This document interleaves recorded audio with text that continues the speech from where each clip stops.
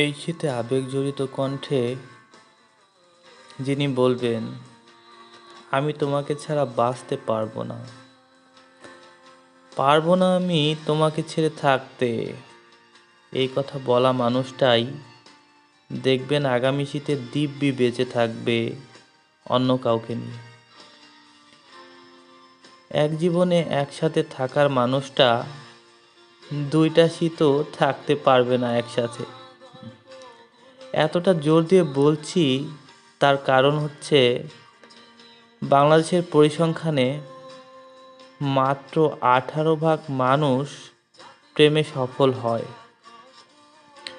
যখন দুজন দুজনের হাতে হাতগুলো রেখে চোখে চোখ রেখে বসে থাকবে, আর হয়তো আমার কথাগুলো কখনো শুনবে,